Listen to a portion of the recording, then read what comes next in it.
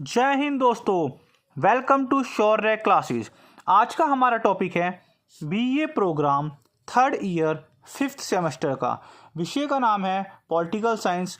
Book है प्रशासन और लोकनीति, जिसे इंग्लिश में पब्लिक एडमिनिस्ट्रेशन के नाम से जानते हैं। इससे पहले हम और अपने चैनल पे 5 से 6 वीडियो लेके आ चुके हैं जो कि काफ़ी इम्पॉर्टेंट है। अगर अभी तक आपने वो नहीं देखा है तो प्लीज़ आप देखिए, और इस वीडियो के नीचे डिस्क्रिप्शन में भी उसका लिंक दे दिया जाएगा। आज हम बात करते हैं इस बुक की यूनिट 4 की। जी हाँ, यूनिट 4 में दो टॉपिक है। एक टॉपिक के ऊपर हम ऑलरेडी वीडियो बना चुके हैं, दूसरा टॉपिक है सार्वजनिक नीति। जी हाँ, इस चैप्टर का नाम है सार्वजनिक नीति, निर्माण, कार्यान्वयन और मूल्यांकन। तो आज हम इस चैप्टर के बारे में बात करते हैं कि सार्वजनिक नीति क्या होती है, उसका निर्माण किस प्रकार से किया जाता है, उसका कार्यान्वयन किस प्रकार से किया जाता है और उसका मूल्यांकन किस प्रकार से किया जाता है। आइए शुरू करते हैं। सबसे पहले यहाँ पे जानना है कि सार्वजनिक नीति किसे कहा जाता है। सार्वजनिक नीति किसे कहा जाता है? सार्वजनिक नीति एक प्रकार की ऐसी नीति होती है जिसको राजनीतिक, वित्तीय और प्रशासन नियंत्रण के द्वारा बनाया जाता है। जी हाँ, दूसरे शब्दों में हम कह सकते हैं कि सार्वजनिक नीति एक ऐसी नीति होती है जिसके पीछे एक राजनीतिक कारण, एक वित्तीय सहायता या एक प्रशासनिक तंत्र के द्वारा बनाई जाती है। जैसे कि सपोज करते हैं, एक उदाहरण के माध्यम से हम बात करते हैं।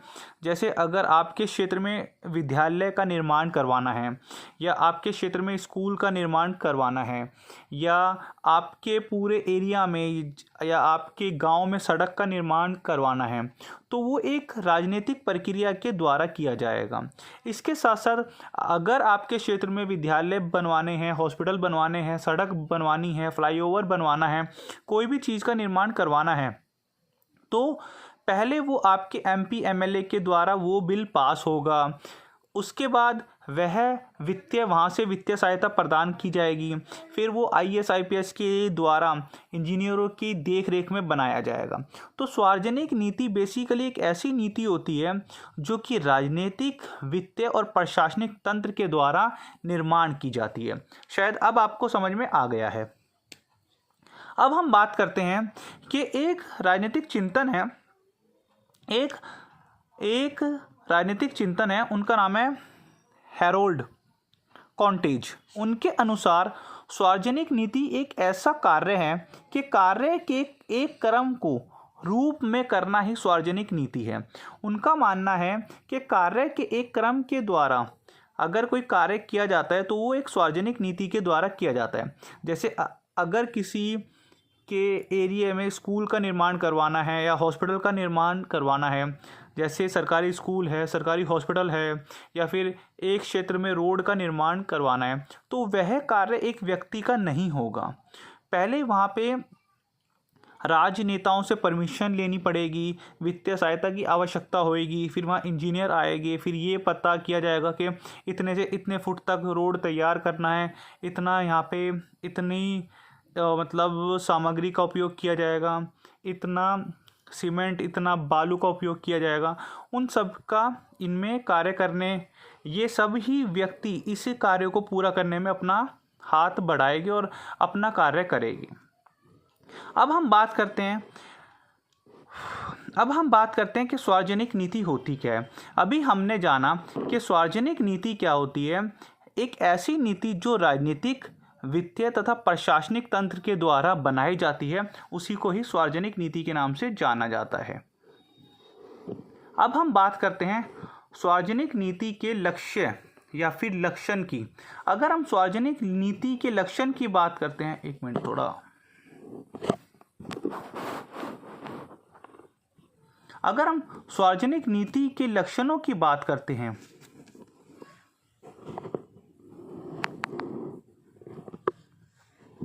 वीडियो आ रही है पूरी? हाँ, आपसे कभी कभार क्वेश्चन पुट किया जा सकता है कि सार्वजनिक नीति के लक्षण क्या होते हैं या फिर सार्वजनिक नीति की विशेषताएं क्या होती है। अगर हम लक्षण की बात करते हैं तो भाई सार्वजनिक नीति एक लोक नीति होती है। अर्थात यह जो नीति बनाई जाती है या जो आपके स्कूल, आपके क्षेत्र में जो स्कूल बनाए जाते हैं, कॉलेज बनाए जाते हैं, क्या वो केवल एक व्यक्ति के लिए होते हैं या फिर वो एक वर्ग के लिए होते हैं या फिर वो एक समूह के लिए होते हैं? बिल्कुल नहीं, वो सभी लोगों के लिए होते हैं, सभी वर्गों के लिए होते हैं, सभी समूहों के लिए होते हैं। उसमें कोई भी जाति वाला, कोई भी धर्म वाला, कोई भी लिंग वाला व्यक्ति वहाँ पे जा सकता है, एडमिशन ले सकता है, अपना इलाज करवा सकता है अगर वो हॉस्पिटल में जाता है। तो सार्वजनिक नीति के लक्षण क्या हैं? ये एक लोक नीति है, अर्थात ये लोगों के कल्याण के लिए, उनके भले के लिए बनाई जाती है, उनकी समस्या को हल करने के लिए बनाई जाती है। इसलिए इसका पहला लक्षण क्या है? यह एक लोक नीति है और यह लक्षणोन्मुख होती है। मतलब इसको बनाने के पीछे कोई ना कोई एक लक्षण होता है। इसका सेकंड पॉइंट क्या है? यह नीति, सार्वजनिक नीति का दूसरा पॉइंट है, निर्णय नहीं बल्कि कार्रवाई का एक तरीका है। भाई जैसे आपने देखा होगा कि जब इलेक्शन आते हैं तो हर एक पार्टी ये दावा करती है कि हर एक पार्टी ये बोलती है कि अगर हम जीत के आ जाएंगे तो आपके लिए स्कूल बनाएगी, कॉलेज बनाएगी, हॉस्पिटल बनाने हैं, रोड बनाएगी, इतने रोजगार प्रदान करेगी। तो जब कोई सार्वजनिक नीति का निर्माण किया जाता है ना, वो नीति नहीं रह जाती, उसके ऊपर कार्रवाई की जाती है। अर्थात यहाँ बोला हुआ है कि सार्वजनिक नीति का लक्षण क्या है कि यहाँ सिर्फ निर्णय नहीं लिया जाता, यहाँ पे कार्रवाई की जाती है। निर्णय पहले लिया जाएगा, अगर उस निर्णय पे कार्रवाई करी तभी वो सार्वजनिक नीति कहलाई जाएगी। मतलब कार्रवाई का तरीका इसमें बताया जाता है। भाई उन्होंने तो बोल दिया कि अगर हम जीत के आते हैं तो हम आपके लिए स्कूल बनवाते हैं, हम आपके लिए स्कूल बनवाएंगे। अब उन्होंने बोल दिया तो सिर्फ ये निर्णय ही लिया है, अभी कार्रवाई नहीं हुई। अगर उन्होंने स्कूल बनाने के लिए कोई जगह अलॉट कर दी है, प्रशासन से वित्तीय सहायता मांग ली है और अब इंजीनियर वहाँ पे आ रहे हैं और वहाँ पे अलग अलग प्रशासनिक अधिकारी आ रहे हैं और स्कूल को बनाया जा रहा है और उस पर कार्रवाई की जा रही है कि हाँ भाई अब स्कूल बन के तैयार हो रहा है, तो सार्वजनिक नीति का लक्षण है कार्रवाई का तरीका। ये बताता है कि कार्रवाई किस प्रकार से की जाती है। यह एक गतिशील होती है, अर्थात सार्वजनिक नीति कभी नहीं रुकती। जिस प्रकार से समय के साथ साथ व्यक्ति और प्रशासन को चलना पड़ता है, इसी के साथ साथ सार्वजनिक नीति कभी नहीं रुकती। हमेशा सरकार को लोगों की भलाई के लिए कुछ ना कुछ कार्य करने होते हैं और ये गतिशील होती है। ये एक जटिल प्रक्रिया है। अब यहाँ पे भी आ जाओ भाई, जटिल प्रक्रिया क्यों है? जैसे सपोज करो आपके आसपास के क्षेत्र अगर खाली है कोई और वहाँ पे कुछ लोग ये चाहते हैं कि अस्पताल बने, कुछ लोग ये चाहते हैं भाई वहाँ खेल का मैदान बने, कुछ लोग ये चाहते हैं नहीं वहाँ हॉस्पिटल, वहाँ पे स्कूल बनना चाहिए।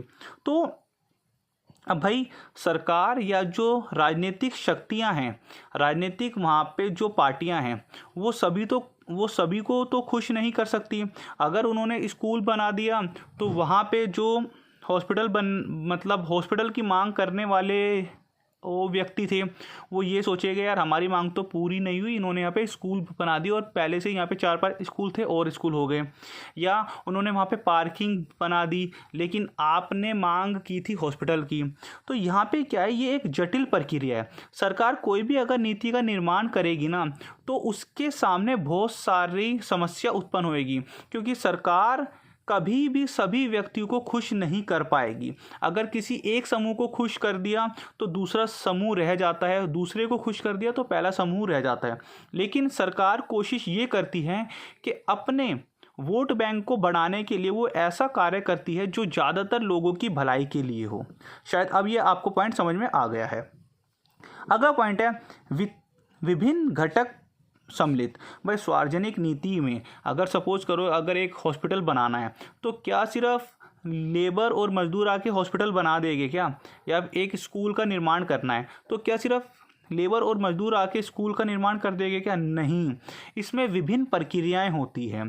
प्रशासनिक अधिकारी आते हैं, वो चेक करते हैं कि भाई ये प्लेस स्कूल के लिए अच्छा है या फिर नहीं है, और यहाँ पे यातायात का साधन हो पाएगा नहीं हो पाएगा, पानी की व्यवस्था हो पाएगी नहीं हो पाएगी, और यहाँ पे किस प्रकार से स्कूल को बनाया जाना है, कितने लेबर की आवश्यकता होएगी, कितने पैसों की आवश्यकता होएगी।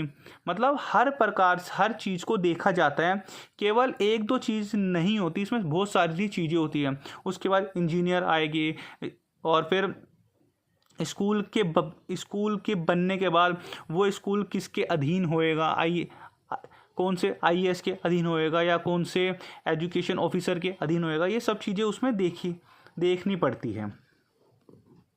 अब यहाँ बताया हुआ है सार्वजनिक नीति की एक और विशेषता या एक और उसका लक्षण है दिशा निर्देशों पर आधारित।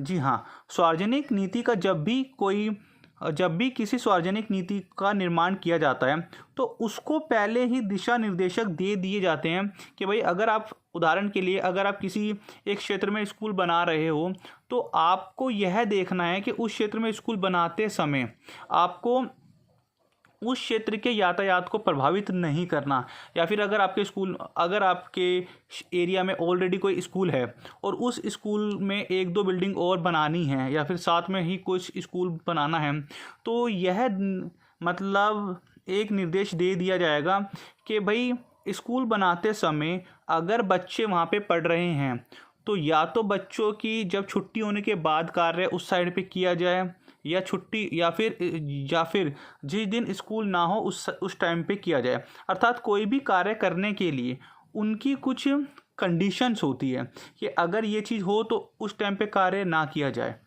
शायद अब आपको समझ में आ रहा होगा यार, बहुत सिंपल है, ये आप अपने शब्दों में भी उतार के आ सकते हो। अगला पॉइंट है विभिन्न हितकारी। भाई सिंपल सी बात है, अगर कोई भी सार्वजनिक नीति का निर्माण किया जाता है तो वो केवल एक वर्ग के लिए नहीं होती, एक जाति के लिए नहीं होती, एक धर्म के लिए नहीं होती। अगर किसी स्कूल, जैसे उदाहरण के लिए एक स्कूल का निर्माण किया जा रहा है सरकार के द्वारा, प्रशासन के द्वारा, तो वो एक नीति के द्वारा स्कूल का निर्माण किया जाएगा। क्या उस क्षेत्र में केवल हिंदू ही व्यक्ति पढ़ने आएंगे या मुस्लिम ही आएंगे या सिख ही आएंगे? नहीं, वहाँ पे विभिन्न हित के व्यक्तियों को लाभ होएगा। भाई अमीर के बच्चे भी पढ़ने आएंगे, गरीब के बच्चे भी पढ़ने आएंगे, हिंदू जो व्यक्ति है वो भी आएगा, मुस्लिम भी आएगा, सिख भी आएगा, ईसाई भी आएगा। अर्थात वहाँ पे सभी व्यक्तियों को लाभ मिलेगा। इससे हम कह सकते हैं कि एक स्कूल के निर्माण के साथ साथ वहाँ के क्षेत्र में भी परिवर्तन आएगा, पॉजिटिव वाइब्स आएगी। इसके साथ साथ वहाँ का जो एनवायरनमेंट होएगा वो एक एजुकेशन वाला एनवायरनमेंट होना शुरू हो जाएगा। लोग बाग अपने बच्चों को पढ़ाने की कोशिश करेगी, क्योंकि पहले अगर वहाँ स्कूल नहीं था, अब स्कूल आने से बहुत सारे हित उससे शामिल हो जाएगी। इसी के साथ साथ भविष्य की ओर जाना। भाई सिंपल सी बात है, अगर कोई सार्वजनिक कार्य किया जा रहा है या कोई सार्वजनिक नीति का निर्माण किया जा रहा है, या फिर आपके क्षेत्र में या आपके घर के आसपास से कोई मेट्रो को निकालना हो, तो वो क्यों निकाली जाएगी, मेट्रो की लाइन को क्यों बिछाया जाएगा? ताकि फ्यूचर में उस क्षेत्र के लोगों की जो समस्या है उसको सुलझाया जा सके। अगर आपके क्षेत्र से अगर मेट्रो को निकालना हो आपके आसपास से, वो इसीलिए ताकि आपके आसपास जितनी समस्या हो रही है, जैसे ट्रैफिक जाम की है, या फिर वहाँ पे कनेक्टिविटी नहीं होएगी, या वहाँ पे बहुत ज़्यादा जाम होता होगा, या फिर वहाँ पे पॉपुलेशन बहुत ज़्यादा होएगी, इस तरह की जो समस्या है उसको सोल्व करने के लिए आपके क्षेत्र के वहाँ से मेट्रो को अगर निकालना होगा तो वो इसलिए ताकि आपके क्षेत्र के व्यक्ति और आप, जब वो मेट्रो जब बन के तैयार हो जाएगी तो आप भी थोड़े से आधुनिक हो जाओगे, आप भी थोड़े से मॉडर्न हो जाओगे। पहले जहाँ पे आपके क्षेत्र में मेट्रो नहीं थी तो आप मॉडर्न नहीं थे, अब मॉडर्न होने के साथ साथ लोगों को वहाँ पे भिन्न भिन्न प्रकार का रोजगार मिलने की संभावना हो जाएगी। शायद अब आपको समझ में आ गया है। अगला पॉइंट है उपलब्ध तकनीक विधियों का उपयोग। भाई सार्वजनिक नीति का निर्माण तभी किया जाता है जब हमारे पास जो संसाधन हैं, जो श्रम पूंजी भूमि उद्यम है, या जो तकनीक है उसका हम उपयोग कर सके। भाई जैसे उदाहरण के लिए हम बात करते हैं, अभी दिल्ली में पोल्यूशन का लेवल बहुत ज़्यादा है, इट मीन्स दिल्ली में काफ़ी पोल्यूशन है। तो दिल्ली सरकार क्या करती है, उस पोल्यूशन को कंट्रोल करने के लिए पहले उसकी समस्या को जानेगी कि यार पोल्यूशन क्यों हो रहा है। अगर ज़्यादा हो रहा है तो पड़ोसी राज्य से विनती करेगी कि भाई आप अपने वहाँ पे जो खेतों में पलरी या ऐसे कुछ जलाते हैं उसको मत जलाओ। इसके साथ साथ दिल्ली में जो बाहर से गाड़ियां आ रही है पेट्रोल तथा डीजल की, उस पे प्रतिबंध लगा देगी। साथ के साथ दिल्ली में क्या किया जाएगा, जो जिन जिन साइडों पे काम चल रहा है, जिन जिन पे मकान बन रहे हैं, उद्योग बन रहे हैं, उसको मतलब कुछ टाइम के लिए बंद कर दिया जाएगा। और साथ के साथ कोशिश की जाएगी सरकार के द्वारा कि कृमिक बारिश कराई जाए। कृमिक बारिश भी तभी करा पाएंगे अगर सरकार के पास उस बारिश को कराने की तकनीक मौजूद है। आर्टिफिशियल रेन आपने सुना होगा, ये तो तभी हो पाएगी ना कि अगर सरकार के पास आर्टिफिशियल रेन कराने की फैसिलिटी मौजूद हो, तकनीक मौजूद हो। या फिर आजकल आपने देखा होगा जब आप रोड पे निकलते हो तो कुछ एयर पोल्यूशन वाली कोई मशीन रोडों पे खड़ी होती है, जो उस क्षेत्र के एयर, जो पोल्यूटेड एयर होती है, उसको कंट्रोल करने की कोशिश करती है। ये आपको अभी देखने को ही मिला होगा 5-6 साल पहले ही, इससे पहले ऐसा नहीं देखने को मिलता था। अर्थात इसमें बोला हुआ है भाई सार्वजनिक नीति तभी बनाई जाती है जब हमारी जो तकनीक है उन तकनीक का हम फ़ायदा उठा सके या उसका हम उपयोग कर सकें। तो शायद अब आपको समझ में आ गया है कि सार्वजनिक नीति क्या है ना। और अब हम बात करते हैं आगे की। अब यहाँ पे बताया हुआ है कि भाई एक शब्द है नीति चक्र। नीति चक्र होता क्या है, मैं ये आपको आपकी बुक के अकॉर्डिंग आपके टॉपिक वाइज ही बता रहा हूँ। नीति चक्र क्या होता है। नीति चक्र का अर्थ होता है, एक महाशय है, एक राजनीतिक चिंतन, उनका नाम है थॉमस डाई।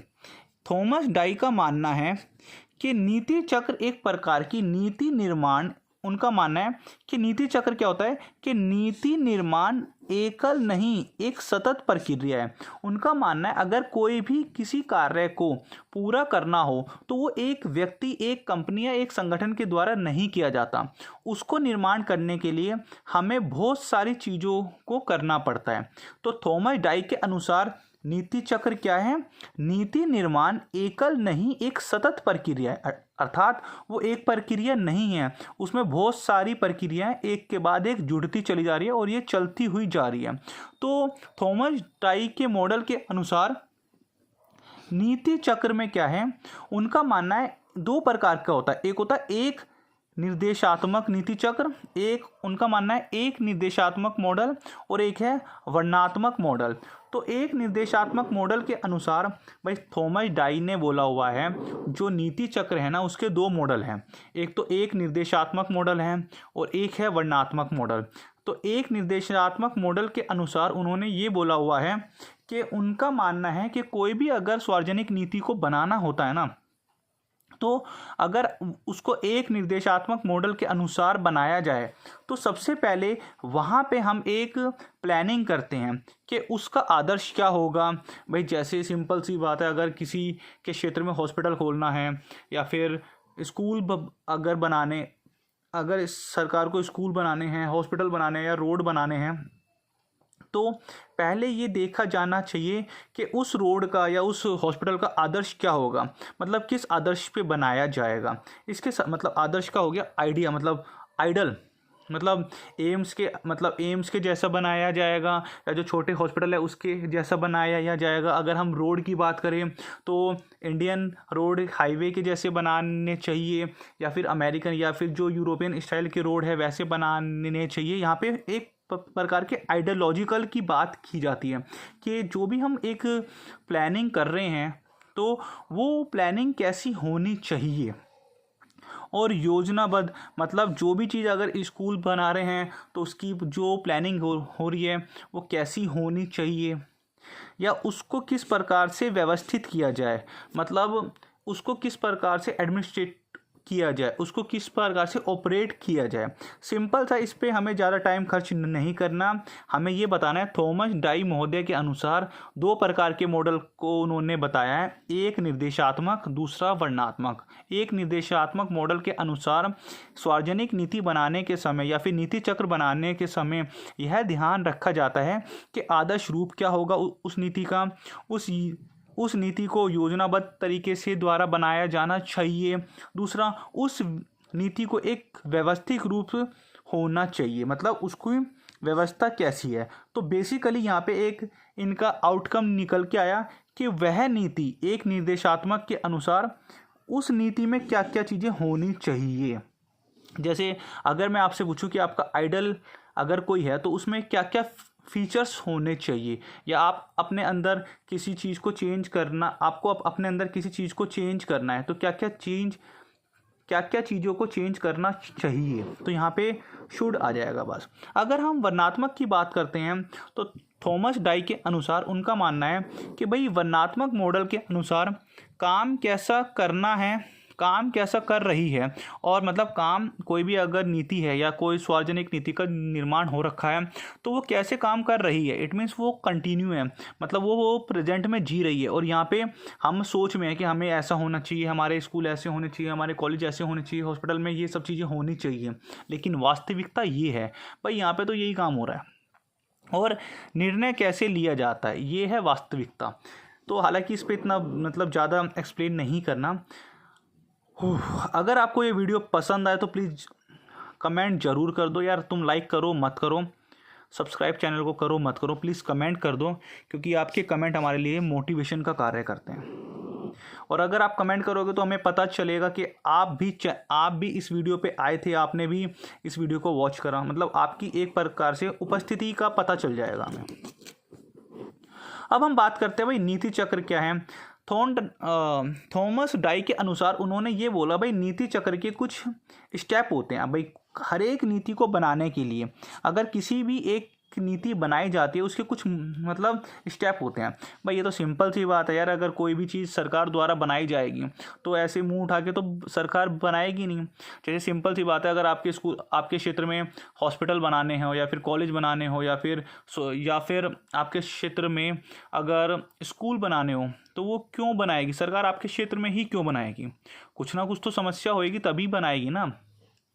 तो सबसे पहले जैसे उदाहरण के लिए मैं बात करूं, एक क्षेत्र है, मान लो आपका क्षेत्र है, आपके क्षेत्र में अगर सपोज करो आपके क्षेत्र के जो ज़्यादातर बच्चे हैं वो अगर चोरी चकारी में ज़्यादा संलिप्त पाए जाते हैं तो जब उन पे कार्रवाई होती है तो पता चलता है भाई ये ज़्यादातर बच्चे एक क्षेत्र से ही आ रहे हैं, तो पहचान की जाएगी कौन से क्षेत्र से हैं, उस क्षेत्र से आ रहे हैं। तो अब भाई समस्या ये है कि ये बच्चे चोरी चकारी में ज़्यादा लग क्यों रहे हैं, तो भाई ये पता चलेगा कि उस क्षेत्र में इतना डेवलपमेंट नहीं है, उस क्षेत्र में कोई स्कूल नहीं है, उस क्षेत्र में वहाँ का माहौल ही ऐसा है, वहाँ पे बिजली भी नहीं है। इट मीन्स वहाँ कोई भी सरकारी प्रशासनिक जो सुविधाएँ मिलती है इतनी ज़्यादा नहीं दी जा रही। तो गवर्नमेंट क्या करेगी और लोगों की अपील क्या होगी कि उस क्षेत्र का विकास किया जाए, लेकिन विकास कैसे होएगा, उस क्षेत्र में स्कूल को बनाया जाए।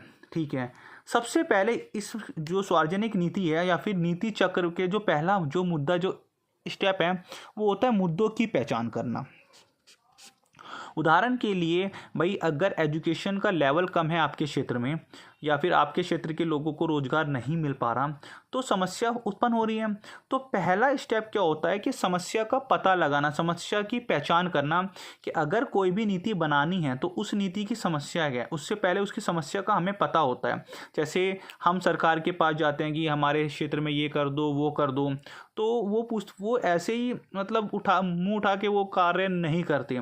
अगर ज़्यादा संख्या में एप्लीकेशन जाती है तब गवर्नमेंट के कान खुलते हैं, वो देखते हैं हाँ भाई ये समस्या है, तो वो अपनी एक टीम को या संगठन को भेजते हैं कि भाई आखिर ये समस्या क्या है, समस्या का पहचान करो। सेकंड पॉइंट क्या है, समस्या की पहचान होने के बाद उसके ऊपर नीति का निर्माण किया जाता है। जैसे यहाँ पे अगर मैं उदाहरण की बात करूँ, जैसे मान लो आपका क्षेत्र है, आपके क्षेत्र में अगर चोरियाँ बहुत हो रही है तो एक चोरी की समस्या होगी कि भाई इस रोड से लेके आगे 2-3 किलोमीटर के रोड पे कोई सुरक्षित नहीं होता, चोरियां बहुत होती है। तो भाई चोरी एक प्रकार की समस्या है। अब मुद्दों की पहचान हुई कि इस रोड से लेके आगे 2 किलोमीटर के रोड तक चोरियां होती है, ये एक मुद्दा है कि भाई यहाँ की एक समस्या है। तो सरकार क्या करेगी, इस रोड पे सीसीटीवी लगवाने की कोशिश करेगी, स्ट्रीट लाइट लगवाने की कोशिश करेगी। इसके साथ साथ आसपास लोकल जो आदमी हैं उनसे बात करने की कोशिश करेगी। मतलब आपको समझ में आ रहा है। इसी के साथ साथ सादे कपड़ों में और अपने पुलिस वालों को खड़ा करने की कोशिश करेगी और जानने की कोशिश करेगी ये जो चोरियां हो रही है ये आसपास के व्यक्ति ही कर रहे हैं या कोई बाहर का व्यक्ति है। तो उसके लिए सरकार एक मतलब जैसे पुलिस वाले क्या करते हैं, एक टीम का एक निर्माण कर देते हैं, भाई तुम्हारा काम है इस क्षेत्र में जाके ये चीज़ें जांचना परखना। आप कुछ भी एग्जांपल ले सकते हो सिर्फ समझने के लिए।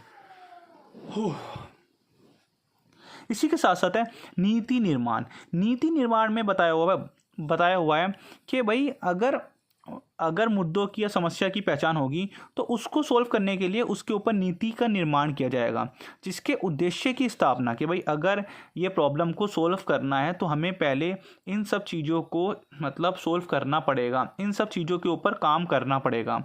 और जैसे आपके क्षेत्र में अगर एजुकेशन लेवल कम है तो सरकार उस क्षेत्र में स्कूलों को बनवाएगी।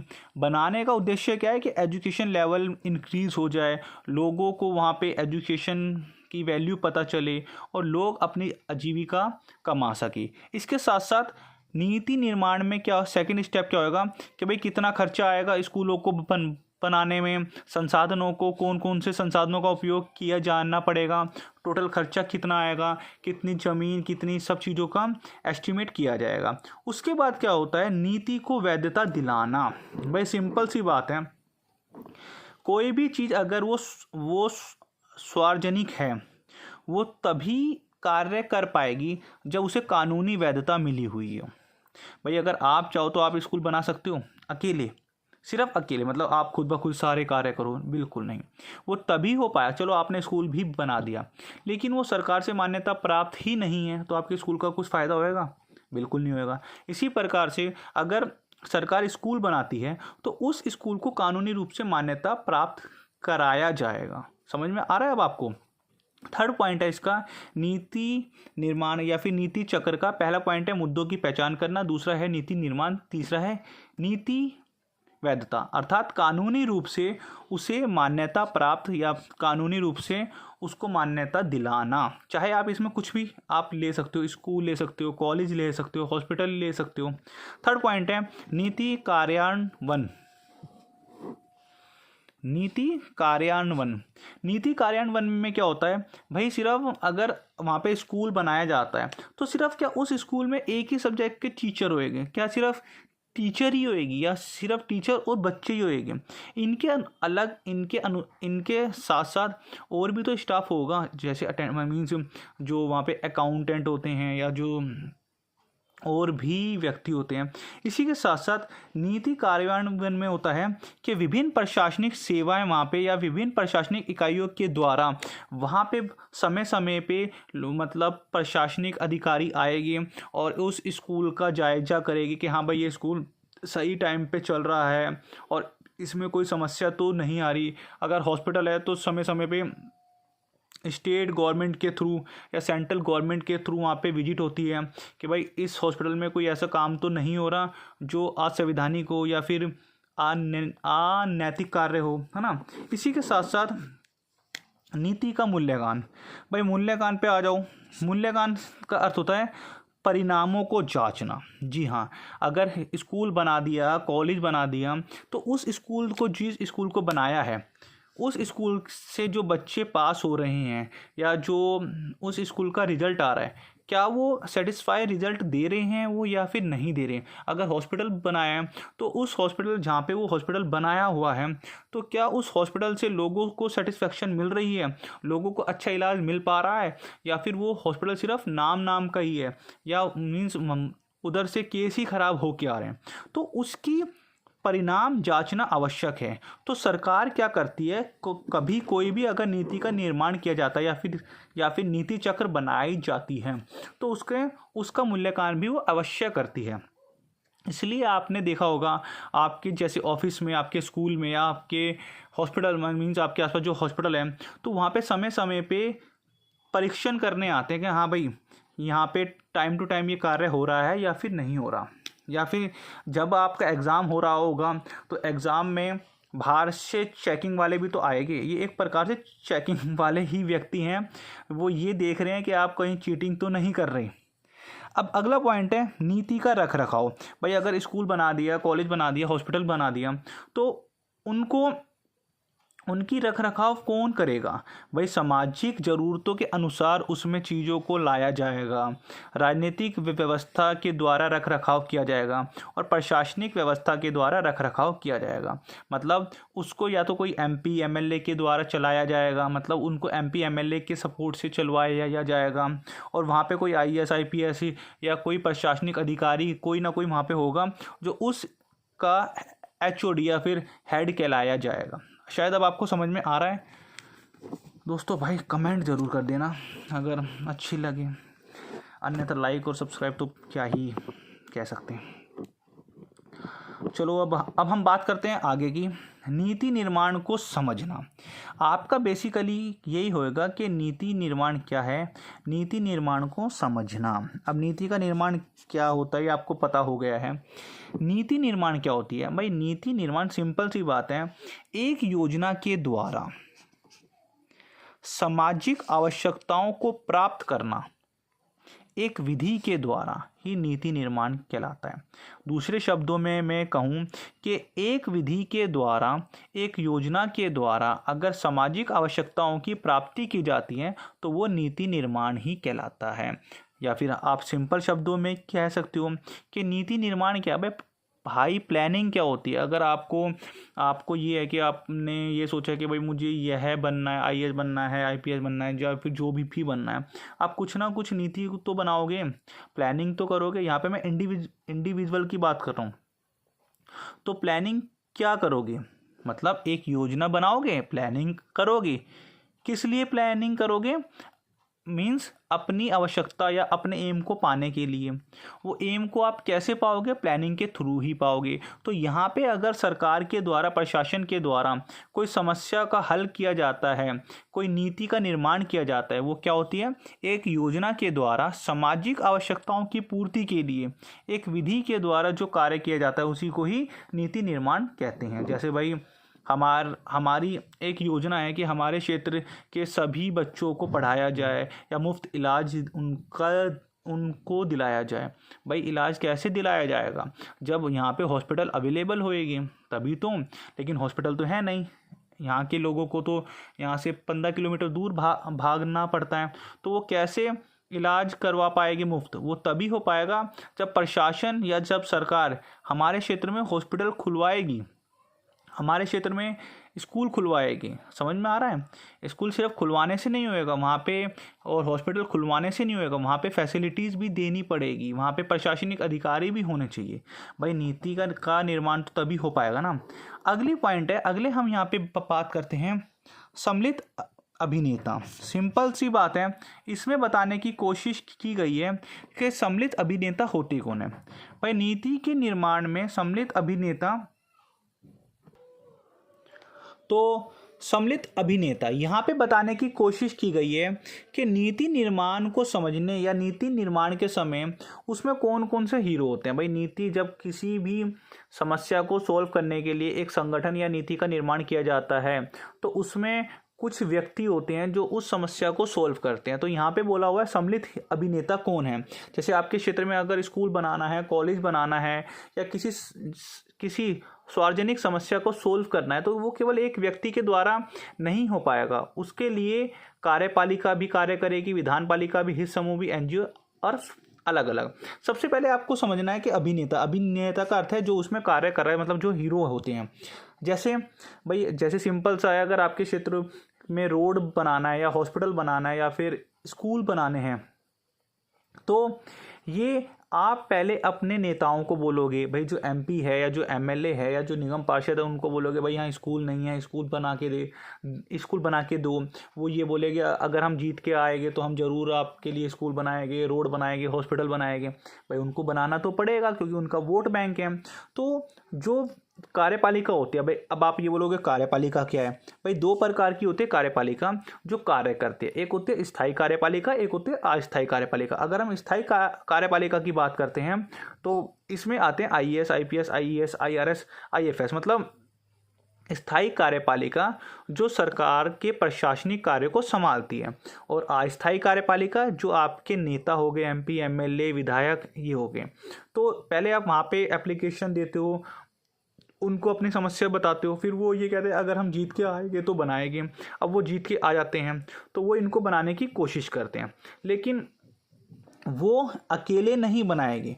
वो ये कानून, वो इसका जो अब बिल है वो अपने विधायिका में पास करवाएगी कि हमें अपने क्षेत्र में भाई इतने स्कूल बनाने हैं, इतना रोड बनाना है। वो वहाँ पे बिल पास होएगा वो कानूनी रूप से। उसके बाद भाई वहाँ पे हित समूह भी होएगी, कुछ ऐसे लोग होएंगे जो ये मतलब कुछ ऐसे लोग होंगे जो वहाँ पे हॉस्पिटल या स्कूल बनाने के लिए काफ़ी ज़्यादा उत्सुक होते हैं, और वो ये कहते हैं कि भाई हम भी सरकार की मदद करना चाहते हैं। इसी के साथ साथ एनजीओ के द्वारा भी, अंतर्राष्ट्रीय संगठनों के द्वारा, थिंक टैंकों के द्वारा हम सार्वजनिक कार्य को कर सकते हैं या फिर करवा सकते हैं। अब बोलोगे भाई अंतर्राष्ट्रीय संगठन, भाई सिंपल सी बात है, जैसे कि अगर भारत से पोलियो को हटाना है तो भारत अकेला थोड़ी ना हेल्प करेगा पोलियो को हटाने के लिए, पोलियो को ख़त्म करने के लिए। भाई यूएनओ भी तो हेल्प करेगा। इसके साथ साथ यूएनओ के द्वारा भी कुछ हेल्प दी जाएगी। और क्योंकि ये जो पोलियो बीमारी है ये सिर्फ इंडिया की थोड़ी ना है। अब जैसे कोविड था, कोविड में इंडिया की गवर्नमेंट ने सिर्फ इंडिया की हेल्प करी नहीं, विश्व की हेल्प करी। तो अंतर्राष्ट्रीय संगठनों के द्वारा भी समस्याओं को सोल्व करने की कोशिश की जाती है। थिंक टैंक, ये थिंक टैंक तो आप काफ़ी अच्छी तरह परिचित हो, जैसे शार्क टैंक आते हैं ना, वही है। तो मतलब ये सभी मिलके अपने अपने क्षेत्रों के द्वारा किसी भी सार्वजनिक समस्या को सुलझाने की कोशिश करते हैं और एक नीति का निर्माण करने की कोशिश करते हैं। अब आगे बताया हुआ है नीति निर्माण के विभिन्न तरीके। भाई नीति निर्माण किस प्रकार से की जाती है? भाई नीति निर्माण क्या होता है? भाई सिंपल सी बात है, अगर किसी चीज़ का नीति का निर्माण किया जाएगा तो सबसे पहले नीति का प्रस्ताव रखा जाएगा। अगर आपके क्षेत्र में हॉस्पिटल या फिर स्कूल बनवाने हो तो ऐसे थोड़ी ना बना दिए जाएंगे। भाई पहले प्रस्ताव रखा जाता है, उसकी तैयारी करते हैं, फिर पहले समस्या का पता लगाया जाता है कि भाई यहाँ पे स्कूल नहीं है इसलिए यहाँ के बच्चे एजुकेटेड नहीं है। समस्या तो ये है कि यहाँ के बच्चे एजुकेटेड नहीं है। तो भाई अब समस्या पता होगी तो उसका सोल्यूशन क्या होगा? सोल्यूशन है यहाँ पे विद्यालय होना चाहिए। तो विद्यालय एक दिन में थोड़ी ना बन जाएगा, उसके लिए एक कमेटी बनाई जाएगी। कमेटी का कार्य ये होएगा कि भाई वो कुछ इंजीनियर आएंगे कि भाई यहाँ पे स्कूल होना चाहिए, ये सब चीज़ें होनी चाहिए, इतने से इतने बच्चों का स्कूल होना चाहिए, साथ ही साथ 2 फ्लोर होने चाहिए, 1 फ्लोर होना चाहिए, स्कूल में ये फैसिलिटीज़ होनी चाहिए। क्या ये एक व्यक्ति का काम है? ये भिन्न भिन्न प्रकार की कमेटियों का काम है। समझ में आ रहा है ना? तो समस्या का सामना करना, उसको सोल्व करना, उसके लिए नीति का निर्माण करना, प्रस्ताव तैयार करना, इसी के साथ साथ पिछले अनुभव का उपयोग करना। अब पिछले अनुभव क्या है?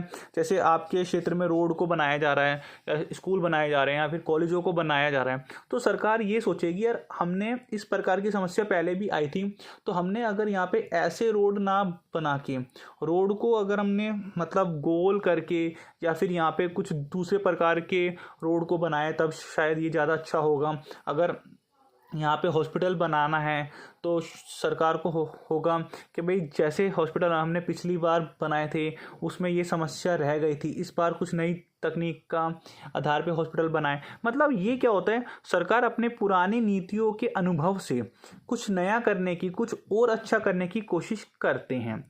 इसके साथ साथ है वैधता प्राप्त करना। भाई नीति निर्माण के तरीका, जब तक नीति का निर्माण किया जाता है या कोई सार्वजनिक काम किया जाता है वो वैधता जब तक नहीं होएगा, मतलब उसको कानूनी रूप से मान्यता नहीं मिलेगी, तब तक उसका कोई फ़ायदा नहीं होगा। चाहे आप हॉस्पिटल में चले जाना, चाहे आप स्कूल में चले जाना, चाहे आप कॉलेज में चले जाना, अगर आपने जो सर्टिफिकेट लिया हुआ है या आप जहाँ से इलाज करा रहे हैं वो कानूनी रूप से मान्यता प्राप्त नहीं है तो उसकी वैल्यू ही नहीं है। सपोज़ करो अगर आप पेपर देने जा रहे हो और आपकी जो दिल्ली यूनिवर्सिटी की डिग्री है वो मान्यता प्राप्त ना हो, तो क्या आप पेपर देने जाओगे? नहीं जाओगे ना। इट मीन्स उसको वैधता मिली हुई है कि भाई आपकी जो डिग्री या जो दिल्ली यूनिवर्सिटी है वो एक वैधता है, वो एक कानूनी रूप से सत्य है, मतलब उसको प्रमाणित किया गया है। इसी प्रकार से ये बताने की कोशिश की है। अगर आपको थोड़ा भी समझ में आ रहा है तो प्लीज़ कमेंट करके अवश्य बताना, लाइक और शेयर। तो देखो बस जो ज़्यादा नहीं, ख़त्म होने वाला है यार। मैं समझ सकता हूँ कि आप अपने धैर्य को बनाए हुए हैं। अगर मैं 40 मिनट से कंटिन्यू वीडियो बना रहा हूँ तो प्लीज़ आप देखने की भी कोशिश करिए, क्योंकि अब कुछ टाइम में कल परसों शायद आपका एग्ज़ाम होगा और मैं चाहता हूँ कि आपका एग्ज़ाम काफ़ी अच्छा रहे। 1 से 2 बार वीडियो को देखना, क्योंकि 11-12 पेजों की आई थिंक ये चैप्टर होगा और मैंने 3 से 4 पेजों में कन्वर्ट कर दिया। इसके बाद है नीति का कार्यान्वयन करना। भाई नीति कार्यान्वयन होता क्या है? भाई कार्यान्वयन सिंपल सी बात है। कार्यान्वयन का अर्थ है भाई ये जितने भी कार्य हो रहे हैं ना ये थॉमस डाइस के अनुसार होते हैं। कार्यान्वयन होता क्या है? किसी लक्ष्य की प्राप्ति करने के लिए एक योजना बनाई जाती है। एक लक्ष्य की प्राप्ति और योजना के बीच में जो बीच की प्रक्रिया होती है उसी को कार्यान्वयन कहते हैं। जैसे आपका लक्ष्य है आईएएस बनना, आपने योजना बनाई कि भाई मैं एक आईएएस बनूंगा और मैं रोज़ पढ़ूंगा, तो रोज़ पढ़ने के लिए आपको कुछ टाइम टेबल बनाना पड़ेगा। भाई 2 घंटे ये, 1 घंटा ये और 2 घंटे ये, 1 घंटा ये, है ना। तो वो जो बीच की प्रक्रिया है वही होती है कार्यान्वयन। अर्थात जैसे आपका लक्ष्य है कि अपने क्षेत्र में आपको गरीबी कम करनी है, ये आपका लक्ष्य है, तो आपने योजना बनाई कि गरीबी कैसे कम करें।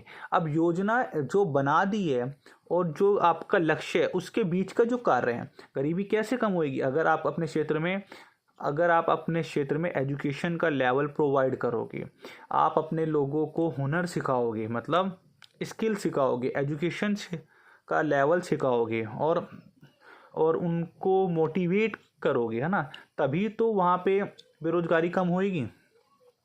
इसी के साथ तो वही चीज़ है, बीच की प्रक्रिया को हम कहते हैं कार्यान्वयन, मतलब बीच के जो कार्य किए जाते हैं। इसमें बोला हुआ है भाई नीति कार्यान्वयन के कुछ दृष्टिकोण होते हैं।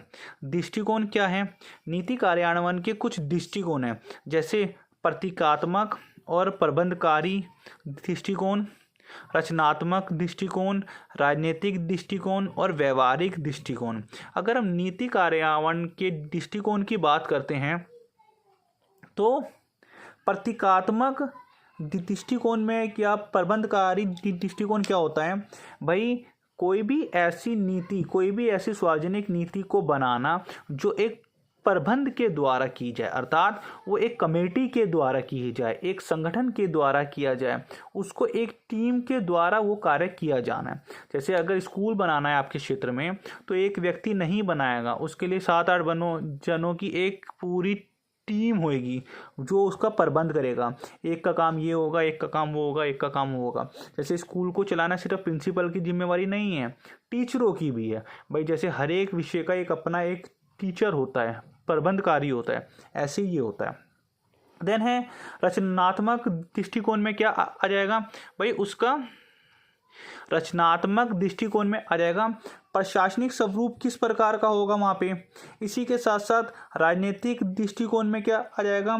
समाधान की तलाश। अगर किसी क्षेत्र में नीति का निर्माण करना है तो उस क्षेत्र में समाधान किस प्रकार से किया जाए, राजनीतिक कार्य क्या होता है, राजनीतिक का अर्थ क्या है, राजनीतिक में क्या किया जाता है।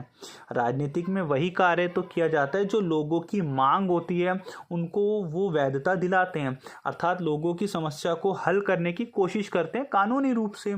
भाई वही तो राजनीतिक करते हैं। राजनीतिक क्या करते हैं, लोगों की समस्या को, लोगों की जो प्रॉब्लम्स होती है, उनकी जो इच्छाएं होती हैं उनको पूरा करने की कोशिश करते हैं। कैसे? कानूनी रूप से। जी हाँ। इसी के साथ साथ वो स्वीकार्यता बढ़ाना। भाई व्यवहारिक दृष्टिकोण में है कि स्वीकार्यता बढ़ाना का अर्थ है कि अगर कोई भी सार्वजनिक कार्य मतलब बनाया जाता है या फिर किया जाता है, जैसे सिंपल सी बात है, अगर एक क्षेत्र, आपके क्षेत्र में कुछ व्यक्ति बोलते हैं कि यहाँ पे हॉस्पिटल बनना चाहिए, कुछ व्यक्ति बोलते हैं कि नहीं यहाँ पे तो स्कूल बनना चाहिए, कुछ ये बोलते हैं नहीं यहाँ पे तो प्लेग्राउंड होना चाहिए, कुछ ये बोलते हैं नहीं यार हमारे क्षेत्र में पार्किंग नहीं है, पार्किंग होनी चाहिए। तो कुछ लोगों के जब ज़्यादातर लोगों की डिमांड है कि नहीं यहाँ पे एक हॉस्पिटल बनना चाहिए, तो जब हॉस्पिटल बन जाएगा तो उसको सभी लोग स्वीकार कर लेंगे कि हाँ भाई हॉस्पिटल बन रहा है, आज नहीं तो कल भाई कहीं ना कहीं से तो ये काम आएगा ही आएगा ना।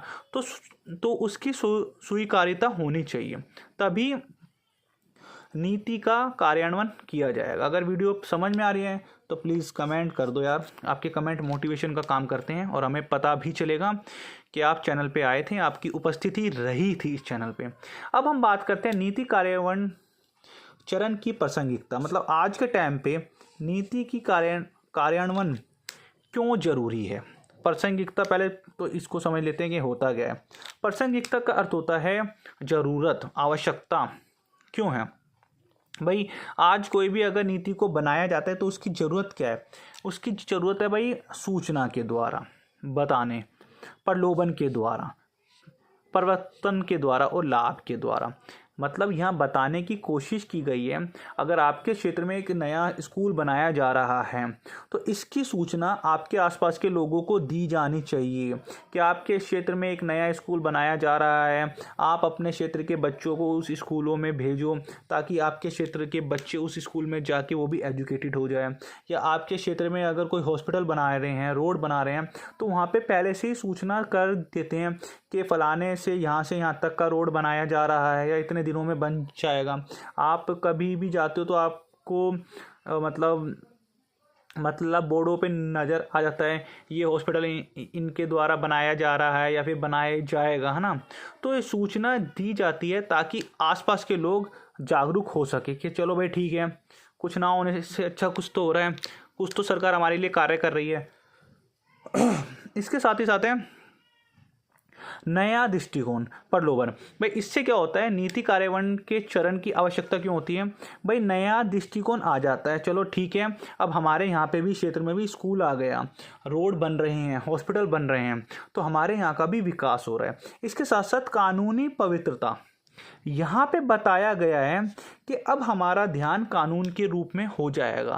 पहले हम ये सोचते थे यार नहीं, अमीरों के वहीं पे ही सरकार रोड बनाएगी, हम गरीबों के यहाँ पे रोड कौन बनाएगा, यहाँ के तो रोड टूटे फूटे हैं। अमीरों के, जहाँ पे अमीरों की सोसाइटी है वहीं पे सरकार स्कूल बना रही है, रोड बना रही है, अच्छे अच्छे रोड उधर ही हैं, स्ट्रीट लाइट उधर ही है, हमारे यहाँ पे कौन बनाएगा।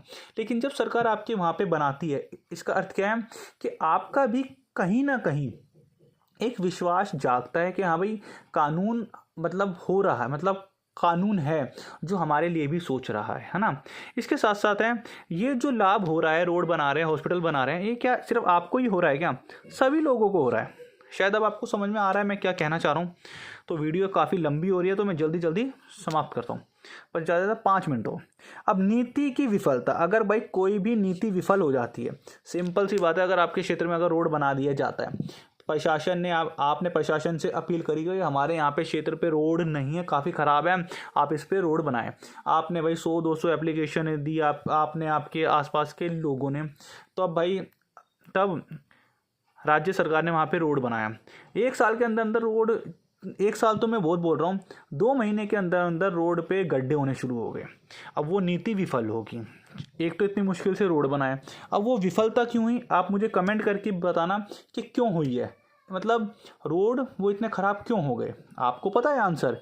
या तो उसकी नीति अच्छी तरह नहीं बनी, अगर नीति अच्छी तरह बनी है तो वहाँ पे कहीं ना कहीं भ्रष्टाचार हुआ है, अगर भ्रष्टाचार हुआ है तो कहीं ना कहीं कुछ ना कुछ किसी चीज़ की कमी रह गई है। वही आपका आंसर है। अच्छी नीति नहीं थी, अच्छी नीयत नहीं थी, भ्रष्टाचार ज़्यादा हुआ है। अच्छे से अगर नीति अच्छे से बनाई है तो इम्प्लीमेंट अच्छे से नहीं करा, अगर इम्प्लीमेंट हुआ है तो जो लोग जो वहाँ पे प्रशासनिक अधिकारी हैं उन्होंने अपना कार्य अच्छे से नहीं करा, जो संसाधन उसमें यूज़ किए गए हैं वो घटिया किस्म के संसाधन थे, एक्सेट्रा एक्सेट्रा। आप कुछ भी कर सकते हो यहाँ पे, ये आपके लिए है। बस ये लास्ट पेज है और समाप्त फिर। अब बात करते हैं नीति का मूल्यांकन की।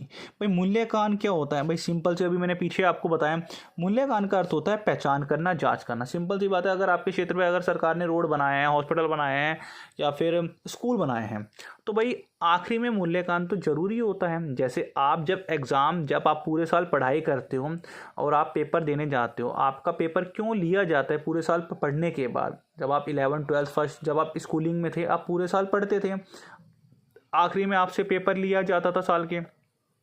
क्यों लिया जाता था? आपका मूल्यांकन किया जाता था आपकी जांच करने के लिए कि आपने जो पूरे साल सीखा है वो सही सीखा है, आपको कितना आया या कितना नहीं। इन शॉर्ट यही है कि कितने पानी में हो या कितने पानी में नहीं हो, सिंपल सी बात है। तो नीति का मूल्यांकन तभी किया जाता है जब ये जांच की जाए कि भाई जो किया है, जो हमने इतना सारा काम किया है वो सही करा है या नहीं करा है। जांच करने के लिए मूल्यांकन शब्द का उपयोग किया जाता है, या प्रक्रिया या दिशा प्रदान करने के लिए मूल्यांकन शब्द का उपयोग किया जाता है। जैसे भाई कोई बच्चा है वो पूरे साल मतलब नहीं पढ़ा, फिर भी वो 5 सब्जेक्ट में पास हो गया, एक में फेल हो गया, अर्थात अब उसको ये पता हुआ कि भाई ये बच्चा एक सब्जेक्ट में कमज़ोर है ना, तो उस सब्जेक्ट पे वो अपने आप को ध्यान मतलब देने की कोशिश करेगा। भाई नीति मूल्यांकन का अर्थ होता है जांच करना, मतलब जो काम होने के बाद, जैसे अब आपके एग्ज़ाम, जब आपका एग्ज़ाम हो रहा है तो भाई बाहर से भी कुछ एग्जामिनर आएंगे चेकिंग के लिए, है ना, तो वो जांच करने आते हैं भाई जो यहाँ पे सेंटर वेंटर पड़ा है तो क्या वो सही से काम कर रहे हैं या फिर नहीं कर रहे हैं। ये जो जांच होती है ये 3 प्रकार के द्वारा की जाती है। एक तो प्रशासनिक, मतलब IAS IPS IAS IRF, है ना, मतलब जो सरकारी एम्प्लॉय होते हैं उनके द्वारा, या फिर न्यायिक जांच भी होती है, मतलब जिसको वो न्यायपालिका के द्वारा कराई जाती है, या फिर राजनीतिक जांच भी होती है ना।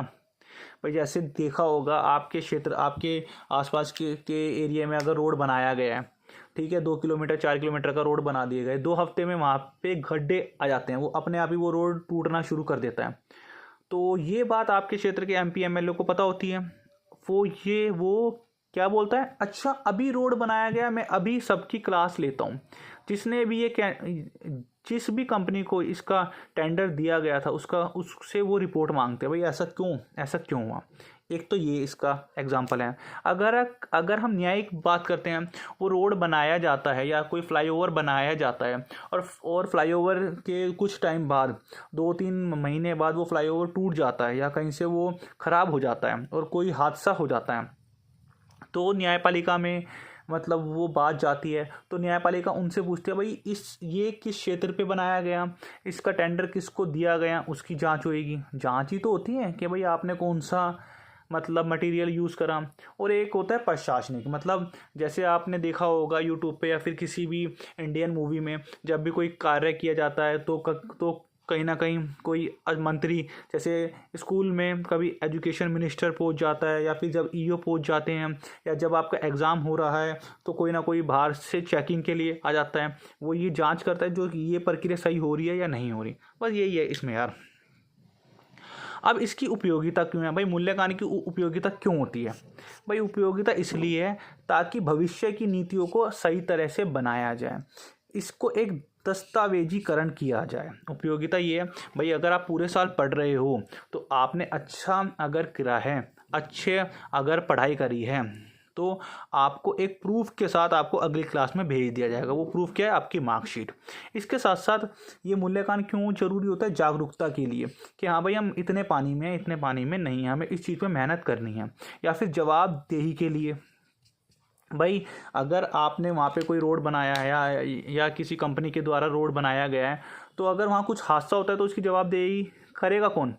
वो कंपनी ही करेगी जिसने टेंडर लिया है। और दिशा निर्धारण के लिए कि भाई अगर कोई भी कार्य किया जाता है तो उसका मूल्यांकन इसलिए किया जाता है ताकि फ्यूचर में वो गलती ना हो और सुधार के लिए। अगर आपको ये वीडियो पसंद आए तो प्लीज़ वीडियो को लाइक कर दीजिएगा, शेयर कर दीजिएगा, प्लीज़ कमेंट ज़रूर कर देना। सब्सक्राइब करो मत करो पर कमेंट ज़रूर कर देना। ऐसी और वीडियो तक के लिए मिलते हैं अगली वीडियो में, तब तक के लिए जय हिंद जय भारत।